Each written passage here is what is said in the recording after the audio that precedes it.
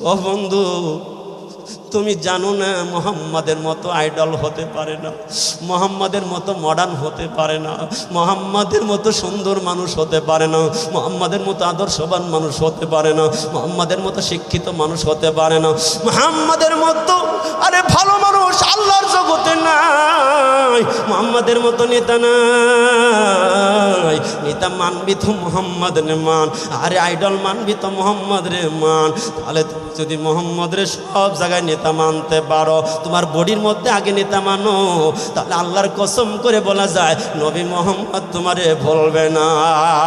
এই দুনিয়ার নেতা এই বিপদে পড়লে হেলিকপ্টার নিয়ে পালা যায়, তাদের আরে দলের আমার ভাইরা কর্মীর চিন্তা করে না কোথায় যাইবে কি হবে, এটা চিন্তা করে না।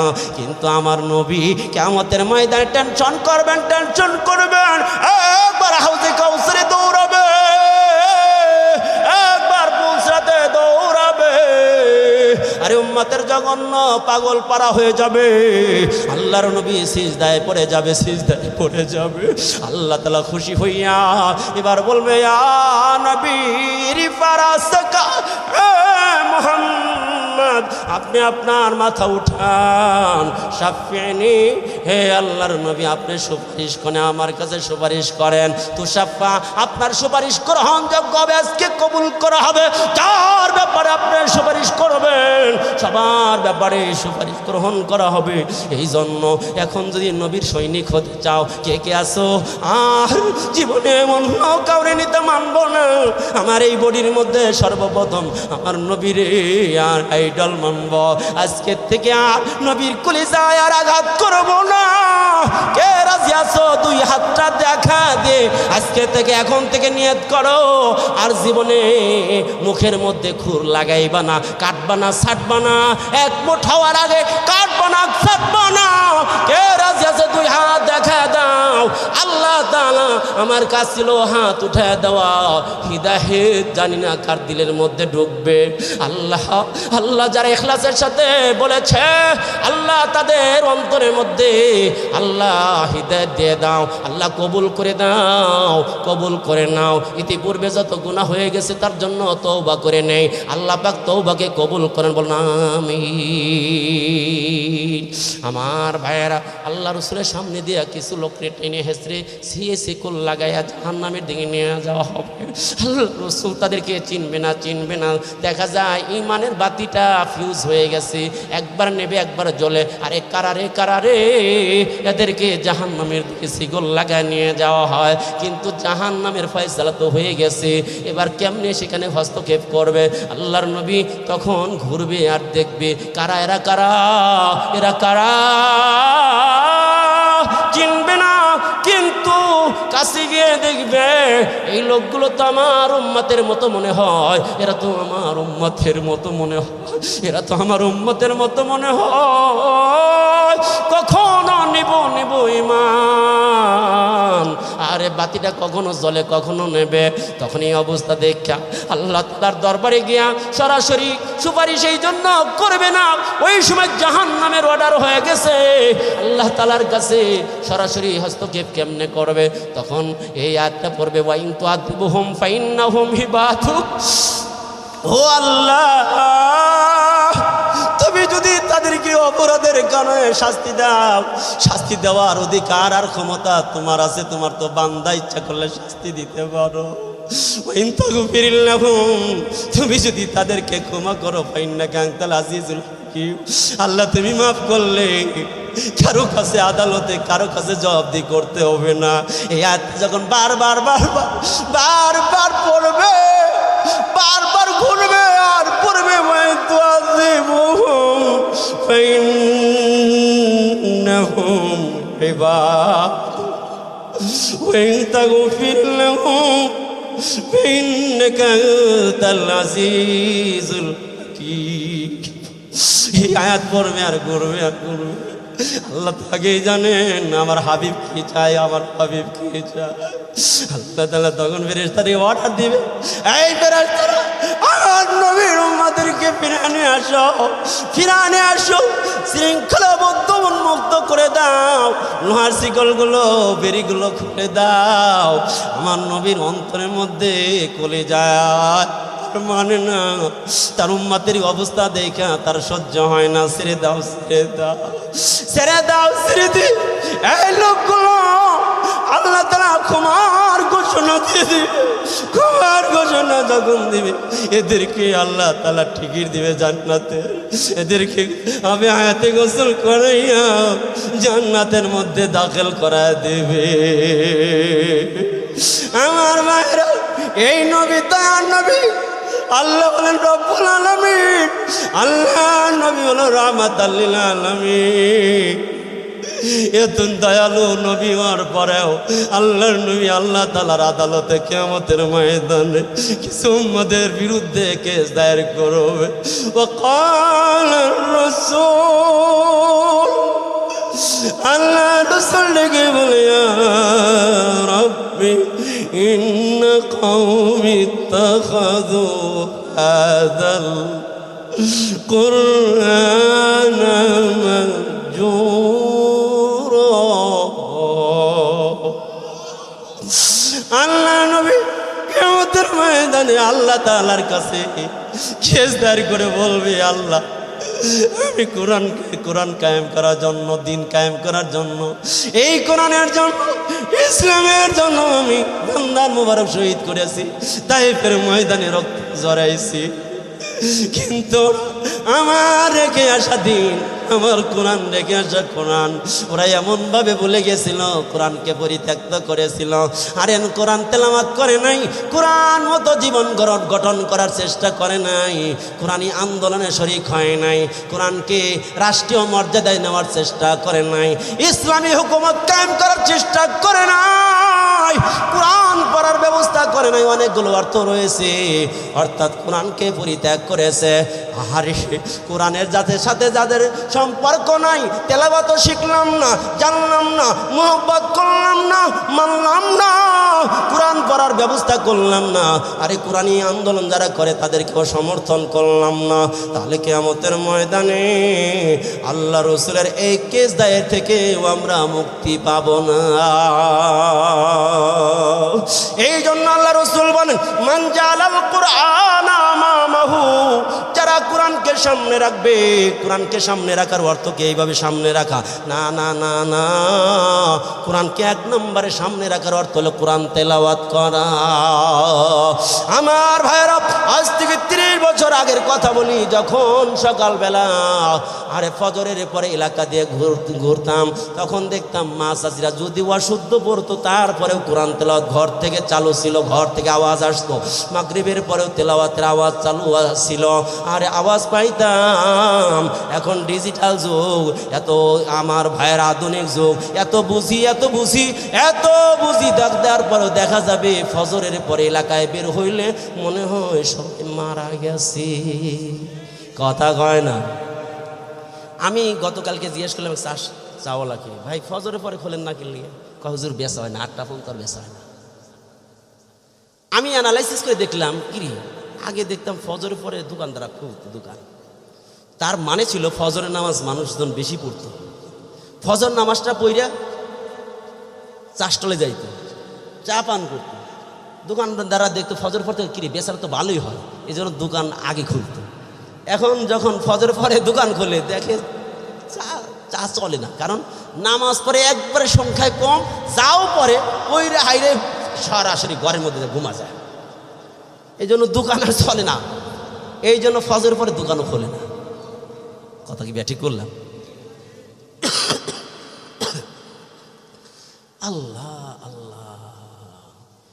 ओ जमाना में मुअज़्ज़ाज थे, डॉक्टर इकबाल वाले, ओ जमाना में मुअज़्ज़ाज थे, आमिले कुरआन होकर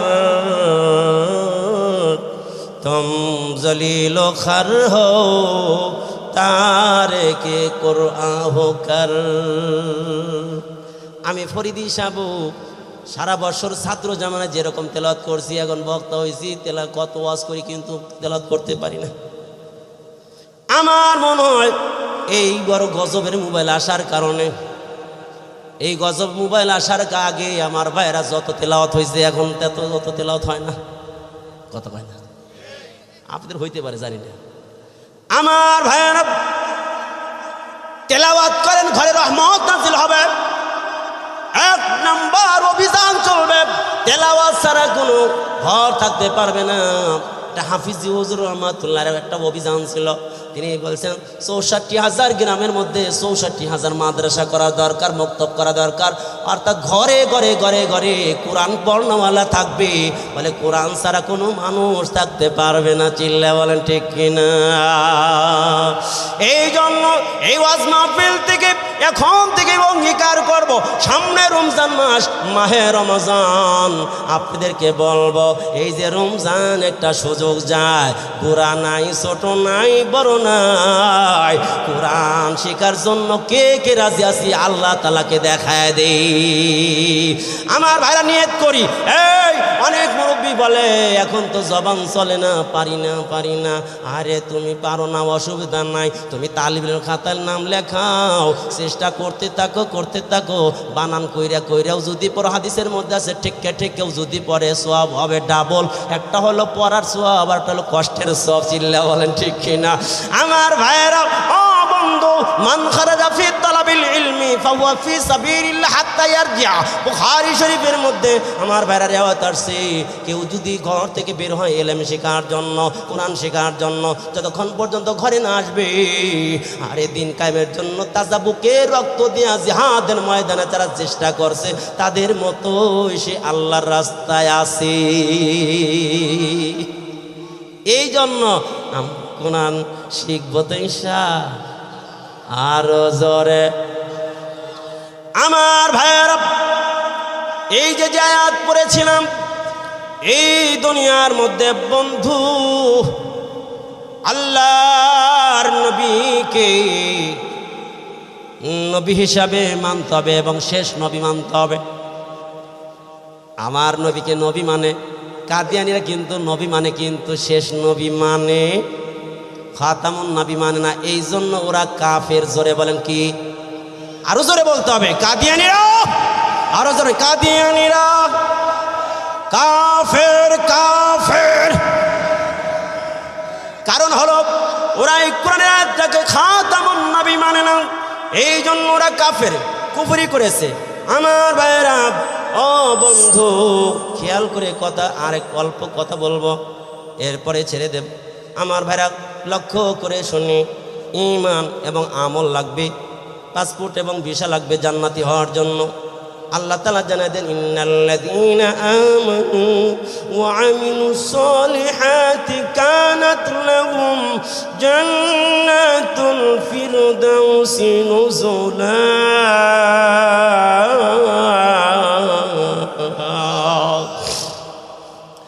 আল্লাহ তাআলা বলেন, ইন্নাল্লাযীনা আমানু, যারা ঈমান আনবে, ওয়া আমিলুস সলিহাত, নেক কাজ করবে, এই দুইটা কন্ডিশন যাদের মধ্যে থাকবে, সহি ঈমান থাকবে, সহি আমল থাকবে, আল্লাহ তাআলা বলেন এদেরকে দেব। তাহলে কন্ডিশন কয়টা? একটা হলো পাসপোর্ট আর ভিসা। পাসপোর্ট আর ভিসা ঠিক আছে না, লাল দাগ লেগে গেছে। আমার নবী মুহাম্মদ সাল্লাল্লাহু আলাইহি সাল্লামের সিগনেচার লাগবে প্রত্যেকটা আমলের মধ্যে। আমার ভাইরা বলেন দেখি, আমি যদি মাগরিবের নামাজ 3 রাকাত অথবা সফরের মধ্যে আসি, কসরের মধ্যে আসি, আসরের নামাজ 4 রাকাত কিন্তু পড়তে হবে কসরের কারণে, কয় রাকাত? 2 রাকাত। এখন আমি যদি মাতবাড়ি কইরা পড়ি, আমি টাইম আছে 4 রাকাত নামাজ, কি হইব? কথা বলে না হইব? কেন হবে না? আমার নবীর অনুমোদন নাই, আমার নবীর সিগনেচার ওই আমলের মধ্যে লাগবে না। বলে আমার নবীর আমলের লগে না মিললে আমার নবীর সিগনেচার লাগবো না। আমার নবীর সিগনেচার যে আমলের মধ্যে লাগবে না, ওই আমল আল্লাহ তাআলার দরবারে গ্রহণযোগ্য হবে না। আমার ভাইয়েরা, 5 শ্রেণীর মানুষ কি পাবে না? জান্নাত পাবে না। একটা হলো স্থায়ীভাবে জান্নাত পাবে না, সেটা হলো যারা কুফর করবে। মান কাফার বিল্লাহ, আল্লাহর সাথে যারা কুফরি করবে, ওয়া মান আশরাকা বিল্লাহ, যারা আল্লাহর সাথে শিরক করবে, তারা স্থায়ীভাবে তাদের একই ভিসা ক্যান্সেল হয়ে যাবে, জান্নাত পাবে না। 2 নাম্বার হলো ওই ব্যক্তি যারা কি হবে, সাহিবুল বেদাত, বেদাত যারা করবে তারাও কি হবে, জান্নাতের টিকিট থেকে বঞ্চিত হবে। বেদাত হলো ওই জিনিসের নাম যেটা কোরআন সুন্নায় নাই, এমন জিনিসকে ইবাদত হিসাবে মনে করার নাম হলো কি বেদাত। আমার ভাইরা 2-3 নাম্বার হলো আল হাকিমুজ জালেম, যারা সৈরা শাসক হবে, জালেম যারা হবে, এরা দুনিয়ায়ও লাঞ্ছিত হবে, আখিরাতের ময়দানে জান্নাতের টিকিট পাবে না। আমার ভাইরা 4 নাম্বার হইলো ওই ব্যক্তি যে অপরাধ করবে, কিন্তু অপরাধের দায়ভার এরকম ভাবে দিবে, অন্যের ওপরে হামলা করবে, একজন মামলা পড়বে আর একজন আছে না নাই।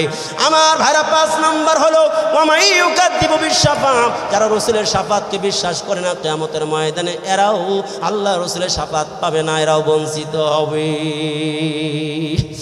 আমার ভাইরা তাহলে আল্লাহ রাসূলকে সব কাজের মধ্যে আমার ভাইরা ফলো করতে হবে। এই জন্যই তো রাসূল বলছেন কি, সল্লু কামা রাআইতুমুনি উসাল্লি, আমার নামাজ দেখে দেখে তোমরা নামাজ পড়ো। আল্লাহ রাসূলের নামাজ দেখছে সাহাবা, সাহাবাদের নামাজ দেখছে তাবিন, তাবিদের নামাজ দেখছে কারা, তাবিন। এইভাবে দেখতে দেখতে আরে বাইতুল্লাহ চালু হয়েছে, তো তারাবি 20 টাকা চালু হয়েছে, তো হয়েছে কোন জামানায়, কথা কয় না। সাহাবাদের জামানায় 20 টাকা চালু হয়ে গেছে, মক্কায় চালু হয়ে গেছে, মদিনায় চালু হয়ে গেছে। চলতে চলতে চলতে চলতে আজ পর্যন্ত 20 টাকা আছে গো। কিন্তু দেখবেন কিছু লোক আছে 8 টাকা তো চলে, আছে না, কথা কয় না, 8 টাকা তো চলে। ওই তো যাইতেছে আর একজন দাওয়াত দিতেছে, ইউয়াসবিসু ফি সুদুরিন নাস মিনাল জিন্নাতি ওয়ান নাস। শয়তানি ধোঁকা দেয়, এটা না, শয়তানের লগে লগে মানুষ শয়তান আছে। 8 টাকার হাদিস আছে, এই তোর কইছে না, তুই যদি আমার সামনে 8 টাকার হাদিস দেখাইতে পারোস, ওটা তাহাজ্জুদের হাদিস। কোন হাদিস নিয়ে কোন জায়গায় লাগাইছে? তাহাজ্জুদের হাদিস নিয়ে লাগাইছে তারাবিতে। তারাবি শব্দ হাদিসের মধ্যে আসে নাই, হাদিসের শব্দ আছে কিয়ামুল লাইল। আল্লাহ তাআলা রাসূল সাল্লাল্লাহু আলাইহি ওয়াসাল্লাম উম্মতদেরকে কি করছেন, খেয়াল করেন, উম্মতদেরকে কি করছেন, তারগিব দেওয়ার জন্য, উৎসাহ দেওয়ার জন্য 2 মাস আগের থেকেই রমজানের প্রস্তুতি নেওয়ার জন্য বলছেন। চিল্লা বলেন ঠিক কিনা? আর দোয়া করার জন্য বলছেন। এই উম্মতদেরকে তারগিব দিয়েছেন, উৎসাহ দিয়েছেন, আরে সব বেড়ে যায়। বলেন দেখি 8 টাকা তো আর 20 টাকা তো যদিও হয়, যদি বলছে যদিও হয়, তাহলে বলেন দেখি রাসূল উৎসাহ দিছে বেশির কথা, তাহলে কি আপনি 20-এ যাইবেন না 8-এ যাইবেন? জোরে বলেন। জিজ্ঞাসা করেন বিআরটিসি থেকে শ্রীপুরের ভাড়া কত? একজন কয় 40, আর একজন কয় 20, কথা কয় না। তাহলে আকলমান যে করবে সে তো 40 টাকা নিয়ে উঠবে, বলে 40 টাকা হইলে 40-ই দেবো। যদি 8 টাকা তো হয় তাহলে 40-এর মধ্যে 8 তো আছেই, কথা কয় না। আমার ভাইরা 20 যদি থাকে আরো 12 তো, আরে 8 যদি হয় তারপরেও তো বলেন দেখি নফল হিসাবে বাকি 12 থাকবো কি থাকবো না? আর যারা 8-এর কথা কইল, ওরা যদি শ্রীপুর যাওয়ার পরে ভাড়া দেখে এখন 40 টাকা পকেটে আছে, 8 টাকা, এখন কি করব, বাকিটা করতে পাইব? রাগ হইতেছেন? এটা হলো বেশি বুঝুন না গ্রুপের কথা বলতেছি, বুঝলেন না? বেশি বুঝুন না গ্রুপ, এরা তো মুসলমান, কাউকে কটাক্ষ করার উদ্দেশ্য না, কাউকে দিলে আঘাত করার উদ্দেশ্য না। সবাই এক কালেমার ভাই, এক হিসাবে থাকতে চাই, শান্তিতে বসবাস করতে চাই, ধোঁকাবাজির স্থান নাই। চিল্লা বলেন ঠিক কিনা? এদেরকে কত দাওয়াত দিই, মুসল্লি কয় হুজুর এই কথা বলছে, দলিল চাই। দলিল আপনি দিবেন কে থেকে? আপনি কি দলিল পড়ছেন? আমার কাছে নিয়ে আসেন, আরে দলিল দেখা দিই, বুখারী শরীফে আছে, আমি দেখা দেব, উনি পড়বেন, পড়ে বের করবেন। চরম দৃষ্টতা বন্ধ করেন। নিজে আলেম হন, রাসূল বলেছেন নিজে আলেম হও, আলেমের ছাত্র হও। আলেম হইতে পারো নাই, আলেমের ছাত্র হয়ে যাও, আলেমের ছাত্র হও, তাহলে ভালোই। আলেম থেকে দূরে থাকবা, যত আলেম থেকে দূরে থাকবা ইসলাম থেকে তত দূরে সরবা। চিল্লা বলেন ঠিক কিনা? হুজুরের একটা কথা, হুজুরের ইসলামী প্রোগ্রামে একটা কথা শুনছিলাম। হঠাৎ হঠাৎ করে কথাটা মনে পড়ল, আলেমদের সাথে না চললে যা হয়। একজনের শুনছে মুজাহাদা করতে হবে, মুজাহাদা করলে ওয়াল্লাযিনা জাহাদু ফিনা লানাহদিয়ান্নাহুম সুবুলানা, মুজাহাদা করলে রাস্তা আল্লাহ পাক খুলে দিবে। কি মুজাহাদা? কয় মনে যা চায় তার উল্টা করতে হবে। মনে যা চায়, কথা বলে না, মনে যা চায় তার উল্টা করতে হবে। আমার খালি কি আতর ব্যবহার করতে মন চায়, সুগ্রাণ নিতে মন চায়, তাহলে এর বিপরীত কি নিতে হবো? তাহলে দুর্গন্ধ কি, আমার পায়খানা পুতলা বানা মাথার লগে ঝুলে রাখছে, মাথার বাইর দেয়া, টুপির লগে বাইর দেয়া, নাক পর্যন্ত ঝুলে রাখছে। আমার এলাকার লোকজন বলছে ভাই এই অবস্থা খেললি, মুজাহাদা করতেছি। মুজাহাদা হইতেছে না পায়খানার গিরান শুকতেছে? কিল্লে এরকম হইলো, আলেমদের মাধ্যমে মুজাহাদা করতে হবে। মুজাহাদা কি জিনিস এইটাই বোঝে না, চিল্লা বলেন ঠিক কিনা? বুঝতে হবে মুজাহাদা কোন জিনিস। মুজাহাদা না বুঝার কারণে আজকে যা হয়। আমার ভাইরা মনে হয় প্রধান বক্তা আসছে, যে তাকবীর ওরা কুদে মুদে মারছে রে, এই গাড়ির সামনে পড়িস না। মাশাআল্লাহ প্রধান বক্তা আসছে, উনি রেডিমেডে আইলে ইনশাল্লাহ ছেড়ে দেবো। এর মধ্যে ইনশাল্লাহ 2-4টা কথা বলি। আপনার কষ্ট হইতেছে না তো? কষ্ট হইতেছে? কার কার হাত তোলেন দেখি। মাশাআল্লাহ একজনের না, একটু তাকবীর দেন, লিল্লাহে তাকবীর, আরো জোরে লিল্লাহে তাকবীর। হুজুর আপনি কিছু বলতেন হুজুর?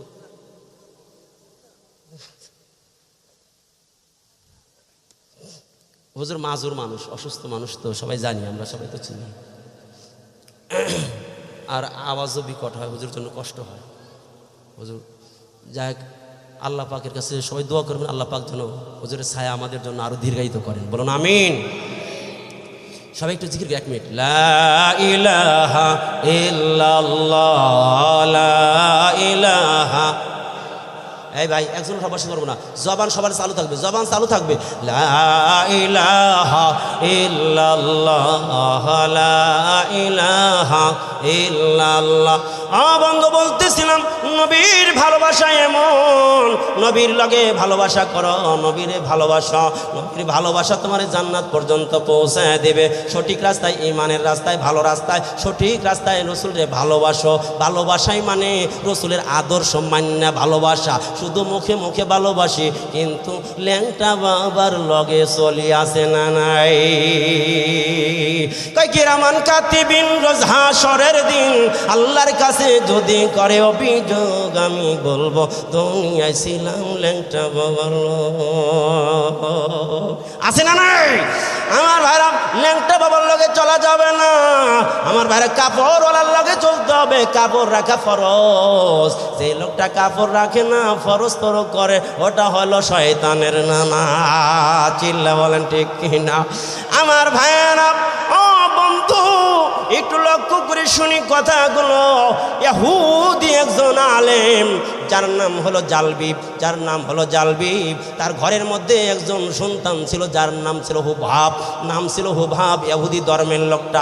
আমার ভাইয়েরা হুবাব একদিন কুশাগরে ঢুকলেন, কুশাগরে ঢুকে দেখেন বাবা এরকম ভাবে সব জিনিসগুলো প্রত্যক্ষ করতেছে, দেখতেছে কোষাগারের মধ্যে কি কি আছে। হুবাবও বলে আমিও দেখতেছিলাম। এই ভাই অন্য মানুষ কইছেন, এই তোমরা এর মধ্যে ইঁদুরের মতো এদিকে খেয়াল করেন, আমার দিকে খেয়াল করেন। আমার ভাইরা বলতেছিলাম হুবাব বাবার লগে ঢুকছে। কোথায় ঢুকছে? যেই ঘরের মধ্যে বিভিন্ন প্রকার মাল আছে। আমার ভাইরা হুবাব ঘুরতে ঘুরতে দেখে একটা পট দেখা যায়। পটটা এত সুন্দর, মুখটা বড় রেশমি কাপড় দিয়ে বাঁধা, আর মুখের মধ্যে সুগন্ধি মেশকর সুগন্ধি করতেছে। আমার ভাইরা নজরটা সেখানে আটকে গেল। হুবাব আরে ওই কোষাগারের মধ্যে ঢুকে বারবার ওইটা ফলো করতেছে, বারবার ফলো করতেছে। বাবাও চিন্তা করতেছে আমার সন্তান যে ফলো করতেছে, বাবাও বুঝতে পারছে, জালবিবও বুঝতে পারছে। এবার ডেকে বলে, বাবা খুব ভাব তোমার চেহারাটা মলিন দেখা যায়, কারণটাকে কি হয়েছে? কয় বাবা কিচ্ছু হয় নাই, কিচ্ছু হয় নাই, তবে আপনি আমারে সবচাইতে ভালোবাসেন, আমি আপনারে ভালোবাসি, কিন্তু আমি জানতে চাই বাবা আপনি আমার থেকে একটু কথা এড়া গেছেন, গোপন রাখছেন। কয় কি রাখছি? কয় এই যে পটের মধ্যে কি আছে একটু দেখান না, একটু দেখতে মনে চায়। জালবিব ডেকে বলে, বাবা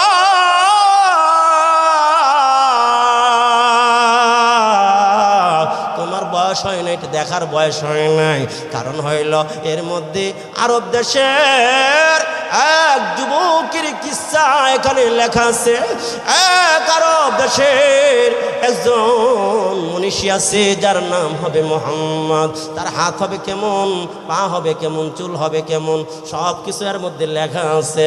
এবার কৌতূহল আরো জাগলো, কিভাবে দেখবে? বলে তোমার বয়স হয় নাই, তুমি বুঝবা না, এটা ধর্মের বিষয়, তুমি বুঝবা না। এইটা কিন্তু হিন্দুদের মধ্যে পাওয়া যায়, অন্য ধর্মের মধ্যে পাওয়া যায়, শুধু ইসলামে পাওয়া যায় না। সব ধর্মের গোড়ার মধ্যে যদি কন হ্যাঁ এটার কোত্থেকে আসলো, বলবে এটা বুঝবা না, ইসলামে তা বলে নাই, দলিল দিকে দেখা দেয় এটা বাস্তবে আছে না নাই। আমার ভাইয়েরা, হুবহাবকে কথা বলার পরে হুবহাবের দিলের মধ্যে আরো উঠলো দেখার জন্য। এবার কোন সময় জালবিব ঘর থেকে বের হবে, কোষা থেকে বের হবে, হঠাৎ করে জালবিব ঘর থেকে বের হয়ে গেছে। জালবিব যখন ঘর থেকে বের হয়ে গেছে, এমনই সময় হুবহাব ওই কোষাগারের মধ্যে ঢুকে গেছে। লিল্লাহে তাকবীর, আরে মগা মার্কা তাকবীর দেন, সরে গান, লিল্লাহে তাকবীর। প্রধান বক্তার আগমন, হাফেজ মাওলানা গোলাম মুর্তজা যুক্তিবাদী সাহেবের আগমন। মাশাআল্লাহ, আমার ভাই একটা সার্ভিস দিয়েছে, আমি একটা সার্ভিস দিয়েছি, একটা চলতেছে, মিল আছে, ঠিক না হুজুর? হ্যাঁ ভালো। চেহারা দেখে মনে হয় না দুর্বল, যে চেহারা হাসি রে ভাই, হাসি দেখেই যে মজা লাগছে। কত সুন্দর আলোচনা করবে রে ভাই। আপনারা যাইবেন না তো ইনশাল্লাহ? থাকবেন তো? তাহলে আমি 2 মিনিট শেষ করে দেই। যদি এই জায়গায় রাখে দেই, গাল পারতে যাইব, কয় ফরিদি সাহেব কি করলো, লাস্টে টুকি একটু রাখে দিল, ঠিক না হুজুর? হ্যাঁ দেখছেন হুজুরও যাই গে, মাশাআল্লাহ, অত চালাইতাম না। ওই যে এক মাহফিলে গেছে আমাদের সিরাজগঞ্জের, ওই যে চৌহালি আছে না, চলে আবদুল্লাহ সাহেব ছিলেন, বুরহানদি সাহেবের মেয়ের জামাই, হ্যাঁ বিশাল বড় মাদ্রাসা, দীর্ঘদিনে পুরাতন মাদ্রাসা, এর মাহফিলে গেছি। ওই এলাকায় ব্যাপক মাহফিল করছি। লাস্টে কয় হুজুর পারলে বেশি পাইলেন না। আমি হুজুর অর্থটা বুঝলাম না। কয় বেশি ওয়াজ করেন হুজুর, 2 ঘন্টা 2.5 ঘন্টা এত ওয়াজ করে, ওয়াজ কমায় দেন, বুঝেন না, পারলে বেশি পারা ভালো না। আল্লাহু আকবার খান, দেখছেন নি? তার মানে এরা রাজি নাই। আরো যেরকম আল্লাহু আকবার।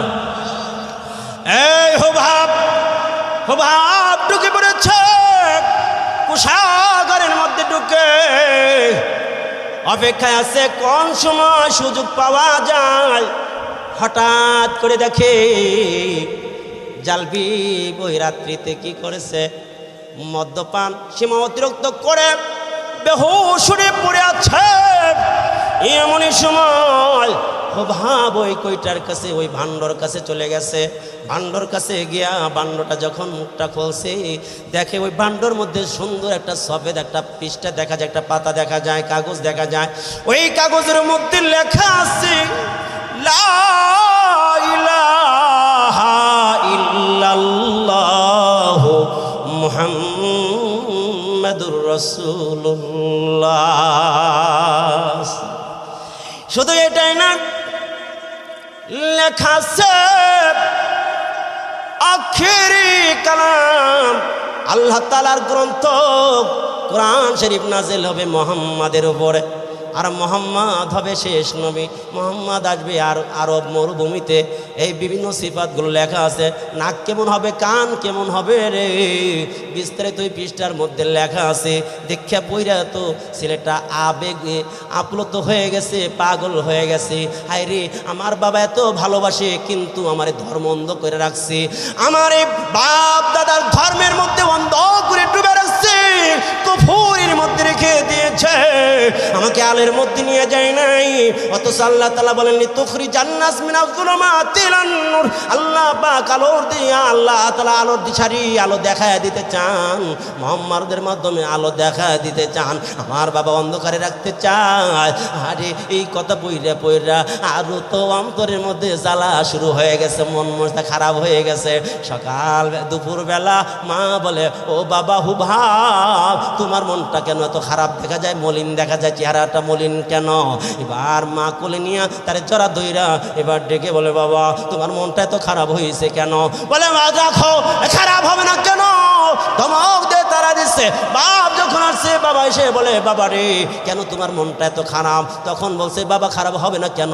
কারণ হইল আপনি আমার ভালো চান না, আমি আপনার একমাত্র সন্তান, আমারে ভালোভাবে লালন পালন করেন, সবচেয়ে ভালো ভালো খাওয়ান, ভালো ভালো আরামে রাখেন, সব কিছু দেন, কিন্তু আমার এই হিদায়াত থেকে বঞ্চিত রেখেছেন বাবা। এই কথা বলতে বলতে সাথে সাথে জালবি বুঝতে পারছে ওই কইটার আর ভান্ডের জিনিস তত্ত্বটা ফাঁস হয়ে গেছে। সাথে সাথে মাথা খারাপ হয়ে গেছে, জওয়ার লাগা দিছে।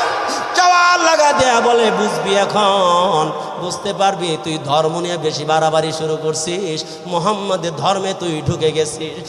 এইবার লাথির পর লাথি, চরের পর চর, লাথির পর লাথি। এলাকার লোকজন ইহুদিরা জমা হয়ে গেছে, তারা তো জানে না কোন কারণ লাথি আইতেছে। লোকগুলো এসে বলে, ও জালবি তুমি এত কেন মারো? তোমার সন্তান হুবহাব তো মারা যাবে, তাকে ছাড়াই নিছে। এবার বলে, জানো না আমার কলিজার টুকরা সন্তান আমাদের ধর্ম ছেড়ে দিয়ে মুহাম্মাদের ধর্মে ঢুকে গেছি।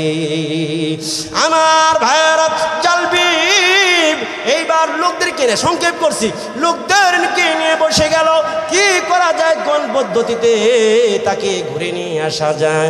এবার সবাই পরামর্শ দিল, হুবহাব তো আপনার অতি আদরের সন্তান, অতি আরামে সে লালিত পালিত হয়েছে, কষ্টে পড়লে সে বুঝতে পারবে, যতই বলুক না কেন জীবন দিবে, ইসলাম ছাড়বে না, এটা কথার কথা। কষ্টে পড়লে বুঝতে পারবে কত ধানে কত চাউল। আমার ভাইয়েরা একত্রিত হয়ে গেল। পরের দিন তাকে মলিন সুন্দর মনোরম পোশাকগুলো খুলে নিয়ে সালার চট পরায় দিল, ময়দানে পাঠায় দিল। আমার ভাইয়েরা খানা বন্ধ করে দিল। আমার ভাইয়েরা অল্প একটু খাবার এমন দেয়, এমন একটু রুটি দেয় যাতে করে জীবনটা বিনাশ না হয়, মারা যাতে না যায়, একটু পানি দেয়। আমার ভাইয়েরা এমনের সময় মালিকের দরবারে দোয়া করে, হাত উঠাইয়া দোয়া করে, মালিক আমার নাই তো কেউ নাই, শুধু আছো তুমি। আল্লাহ তোমার কাছে দোয়া করি আমার খাবারটা আমার পর্যাপ্ত বানাই দিও, অর্থাৎ তৃপ্তি সহকারে যে খাইতে পারি, খাবারটাও সুস্বাদু কইরা দিও, পানিটাও সুস্বাদু কইরা দিও, আর যাই থাকে ওইটাই যেন আমার জন্য যথেষ্ট হয়ে যায়। আল্লাহ তাআলা লগে লগে কারামত হিসাবে বান্দার জন্য ওই পানি আর খাবারটা এত সুস্বাদু করে দিয়েছে, খাবার লগে লগে বান্দার জন্য পেট ভরে যায়। এটা করে দিলেন যিনি, তিনি কে? জোরে আওয়াজ করে বলে। আমার ভাইয়েরা পরের দিন হুবহাবের মনটা বড় খারাপ। জালবিব দিকে বলে, বাবা বুঝতে পেরেছো মুহাম্মাদের ধর্ম কত খারাপ আর কত কষ্টের ধর্ম, বুঝতে পারছ? এবার হুবহাব ডেকে বলে, বাবা আপনি যা বুঝতে পেরেছেন, আমার চেহারাটা মলিন দেখা, আমার চোখে পানি দেখা আপনি মনে করেছেন আমি অনুতপ্ত হইয়া পূর্বের ধর্মে ফিরে যাব। না না না না না, হতে পারে না, আমি তো আবেগে আছি।